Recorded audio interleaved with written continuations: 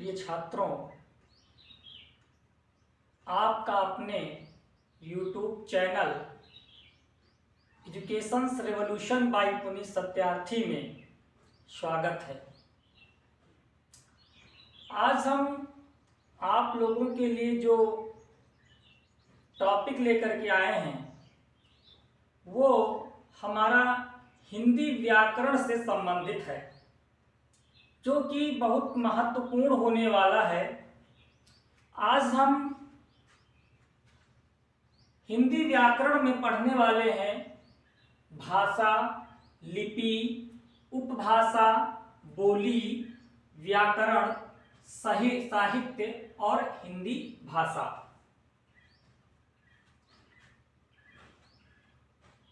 तो शुरू करते हैं।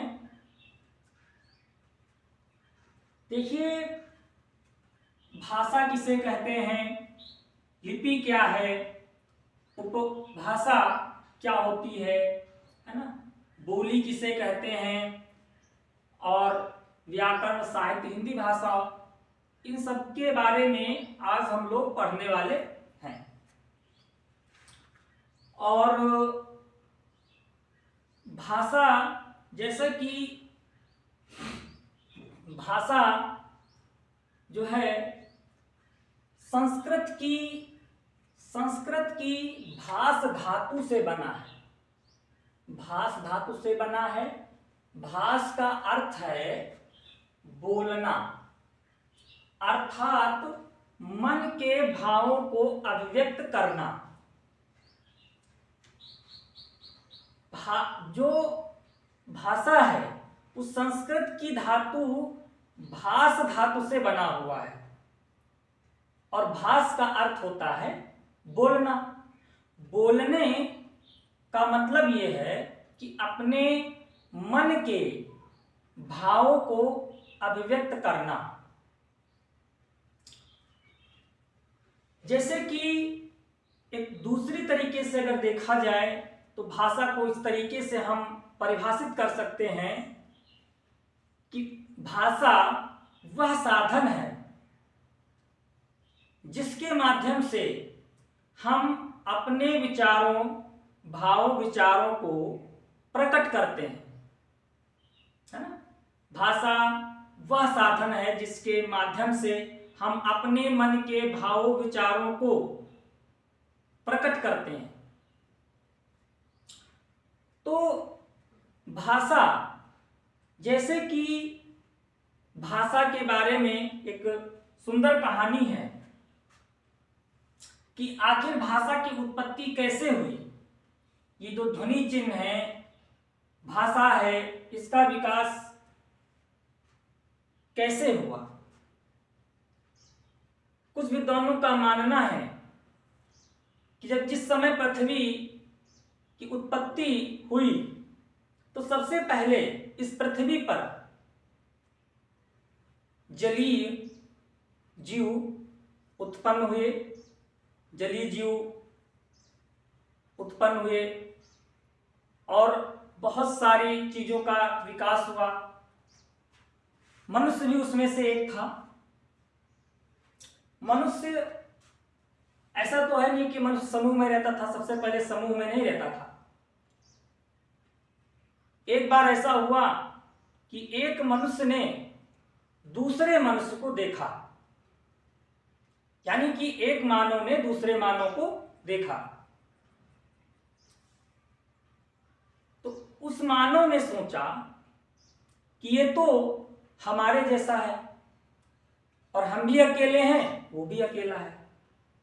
उसको कुछ संकेतों के माध्यम से बुलाया। जैसे कि हम लोग संकेत के माध्यम से बोलते हैं, समझ भी जाते हैं, कुछ इशारा कर दिया, समझ गया। तो ऐसे ही उसने एक संकेत दिया, और संकेत देने के बाद वो आपस में मिलकर के रहने लगी, ताकि अगर किसी चीज की हमें आवश्यकता पड़ती तो एक से भले दो, है ना। फिर बहुत सारे मानव समूह में रहने लगे, एक साथ रहने लगे। तो उसके बाद जो है भाषा का विकास हुआ। भाई ध्वनि समूह में रहने लगे तो उसके बाद आदान प्रदान होने लगा, आना जाना इधर उधर रहने लगा। तो सांकेतिक भाषा से कहाँ तक काम चलने वाला था। उसके बाद भाषा का विकास हुआ और भाषा के जन्म के साथ मनुष्य ने सभ्यता के आंगन में कदम रखे। जब भाषा का विकास हुआ तो मनुष्य ने सभ्यता के आंगन में कदम रखे। इससे, जैसे मैंने अभी बताया कि इससे पूर्व वो संकेतों के द्वारा अपने भावों को अभिव्यक्त करता था। भाषा के आविष्कार द्वारा वो बोलना सीखा। इस प्रकार भाषा के मौखिक रूप ने जन्म लिया और धीरे धीरे ध्वनि चिन्ह बने और इनसे भाषा का लिखित रूप बना। इस प्रकार मनुष्य एक दूसरे तक अपने मन के भाव और विचार प्रकट करने लगा। यानी कि जैसे कि हमने यहां पर दर्शाया है, भाषा भावों व विचारों को प्रकट करने और जानने का साधन है। भाषा जो है भावों और विचारों को प्रकट करने और जानने का साधन है। और भाषा के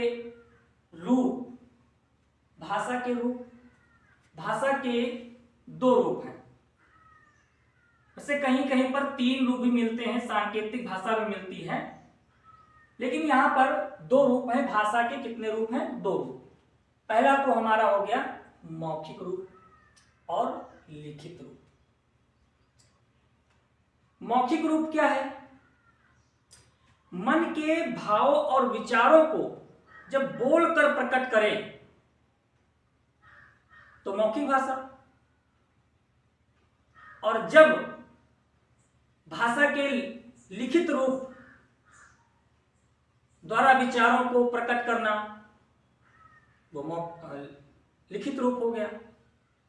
भाषा के लिखित रूप द्वारा मन के भाव विचारों को लिखकर प्रकट करना लिखित रूप हो गया। जैसे कि बोर्ड लगा होता है, कृपया यहां वाहन ना खड़ा करें, है ना? और अगर मौखिक भाषा की बात करें तो हो ये उदाहरण सही रहेगा कि सुमन लता चल, जल्दी कर मुझे भूख लगी है ना? और जब कोई लिख करके अपने विचार प्रकट करता है तो लिखित रूप हो गया। तो अब दूसरे, फिर हम अब समझते हैं लिपि। लिपि क्या है? भाषा को लिखने का ढंग लिपि कहलाता है। जो भाषा के लिखने का ढंग जो है वो लिपि कहलाता है। ध्वनियों के लिए बनाए गए विशेष चिन्ह लिपि, जैसे कि का, ख, आ, पा। और प्रत्येक लिपि के अपने अलग अलग ध्वनि चिन्ह होते हैं। प्रत्येक लिपि के क्या होते हैं? अपने अलग अलग ध्वनि चिन्ह भी होते हैं। यानी लिपि क्या है?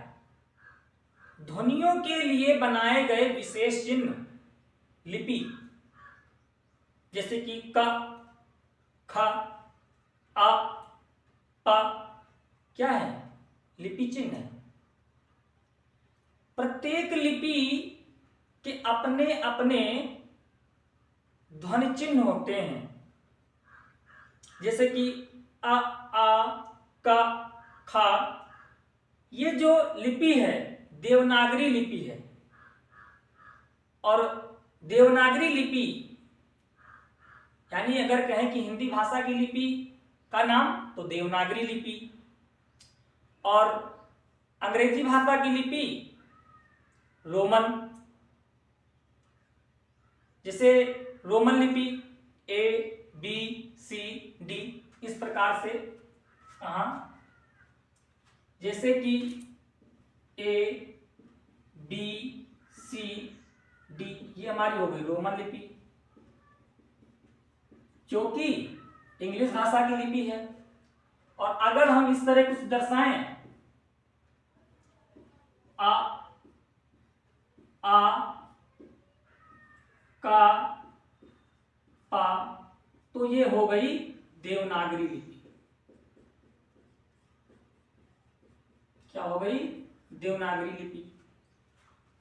तो लिपि जो है विशेष प्रकार के चिन्ह होते हैं, यानी कि ध्वनियों के लिए बनाए गए विशेष चिन्ह लिपि कहलाते हैं।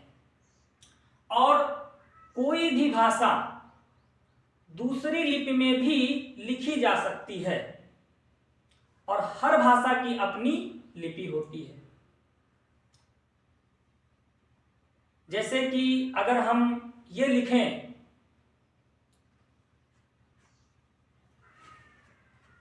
जैसे कि जगह नहीं यहां पर है,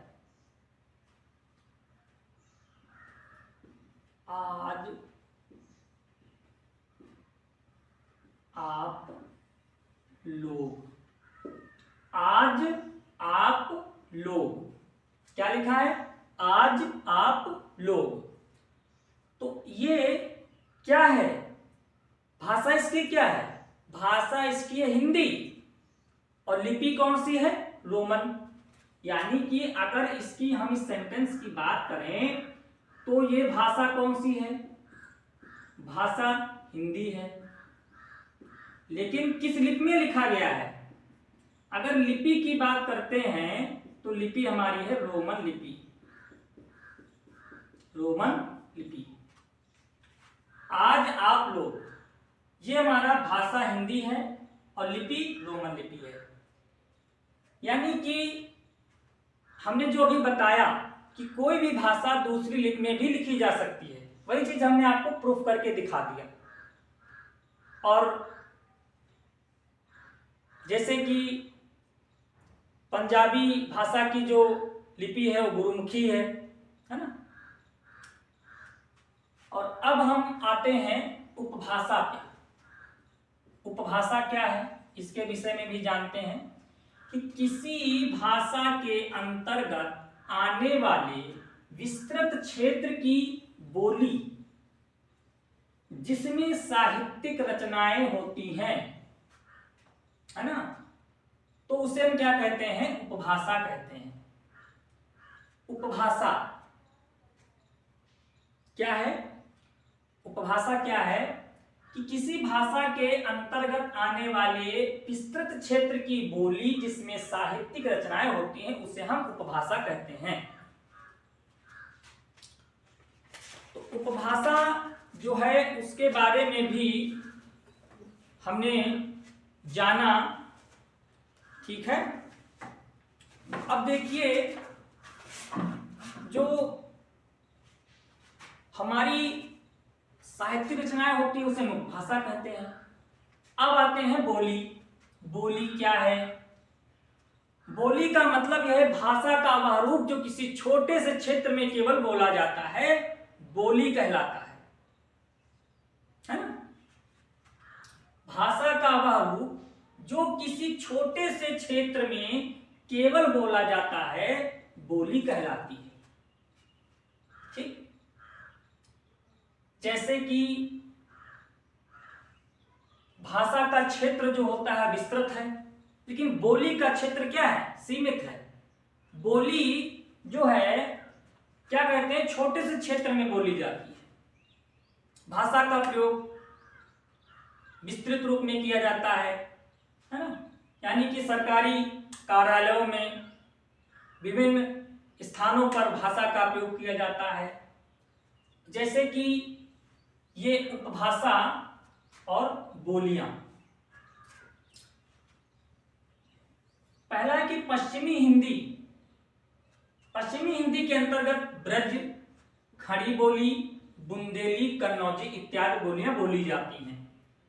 बिहारी के अंतर्गत भोजपुरी, मैथिली, मगही, अंगिका इत्यादि बोली जाती हैं। ठीक है। अब हम बात करते हैं जो कि सबसे इंपॉर्टेंट चीज है, व्याकरण। व्याकरण क्या है? व्याकरण की परिभाषा देखिए, व्याकरण वह शास्त्र है जिसके द्वारा हम हिंदी भाषा के पढ़ने, लिखने, बोलने की शुद्धता बनाते हैं, है ना। व्याकरण वह शास्त्र है जिसके द्वारा हम हिंदी भाषा के पढ़ने, लिखने, बोलने की शुद्धता बनाते हैं। दूसरा पॉइंट भी इसी में है कि जो भाषा की शुद्धता बनाए रखता है उसे हम क्या कहते हैं? व्याकरण। जो भाषा की शुद्धता को बनाए रखता है उसे हम क्या कहेंगे? व्याकरण। और सबसे इंपॉर्टेंट पॉइंट ये है कि व्याकरण गणित और विज्ञान दोनों है। व्याकरण क्या है? गणित भी है और विज्ञान भी है। व्याकरण को, ग्रामर को विज्ञान और गणित क्यों बताया गया है? आखिर क्या है कि व्याकरण को गणित और विज्ञान दोनों माना गया है? देखते हैं कि जो व्याकरण है, हमने बताया कि जो भाषा की शुद्धता को बनाए रखता है वो व्याकरण है। व्याकरण का मतलब है नियम। किसी कार्य को करने का सर्वमान्य तरीका, वह नियम जो भाषा को शुद्ध बनाता है। व्याकरण भाषा को शुद्ध बनाता है ना।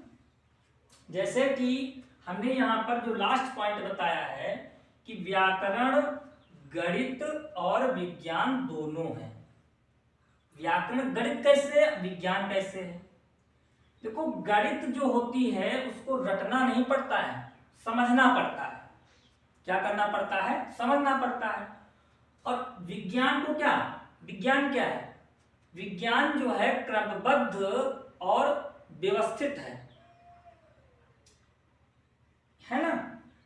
सब कुछ सिद्ध है। गणित इसलिए कहते हैं कि व्याकरण को रटना नहीं है, समझना है। और विज्ञान इसलिए कहते हैं क्योंकि इसमें सब क्रमबद्ध है और सुव्यवस्थित है। जैसे कि हमारी वर्णमाला है तो क्रमबद्ध भी है और सुव्यवस्थित भी है। ऐसा नहीं है कि वर्णमाला को हम, जैसे हमारा वर्णमाला होता है, हम का पहले का लिखें, का के बाद गा लिख दें, खा बाद में लिखें, ऐसा कुछ नहीं। सुव्यवस्थित, क्रमबद्ध। इसलिए व्याकरण को क्या कहते हैं कि व्याकरण जो है विज्ञान भी है और गणित भी है। हमें आशा है कि आप लोग समझ गए होंगे। अब देखिए साहित्य क्या है। क्या है साहित्य? साहित्य क्या है? ज्ञान के सुरक्षित भंडार को साहित्य कहते हैं। ज्ञान के सुरक्षित भंडार को साहित्य कहते हैं। कहने का मतलब ये है कि ज्ञान का क्षेत्र विस्तृत है। और हमने इसलिए कहा कि व्याकरण जो ज्ञान के सुरक्षित भंडार को साहित्य कहते हैं, उपन्यास, लघु कथा, इतिहास इत्यादि। हिंदी भाषा, जो हमारी हिंदी भाषा है, 14 सितंबर 1949 को भारत की राष्ट्रभाषा हिंदी को भारतीय संविधान की धारा 343 भाग ए प्रधानमंत्री जवाहरलाल नेहरू ने कहा था। क्या कहा था? कि हम लोगों ने निर्णय किया है कि हिंदी हमारी राष्ट्रभाषा है और उसके इस पद के अनुकूल हम इसे शक्तिशाली भाषा बनाएंगे। क्या कहा है? कि हम लोगों ने निर्णय किया है कि हिंदी हमारी राष्ट्रभाषा है, उसके इस पद के अनुकूल हम उसे शक्तिशाली भाषा बनाएंगे। और 14 सितंबर 1949 को भारत की राष्ट्रभाषा भारतीय संविधान 343 धारा के अंतर्गत राजभाषा का रूप दिया गया। तो इसलिए 14 सितंबर को हम क्या मनाते हैं? 14 सितंबर को हम मनाते हैं हिंदी दिवस, है ना। इसलिए क्योंकि भारत की जो संविधान, भारत का संविधान है 343 के तहत देश की राजभाषा का रूप दिया गया था, इसलिए हम 14 सितंबर को हिंदी दिवस मनाते हैं। तो आज इतना ही। हमें विश्वास है कि आप लोग अच्छे से समझ गए होंगे, और अगर ये वीडियो आपको अच्छा लगे तो लाइक करें, कमेंट करें, शेयर भी करें। धन्यवाद।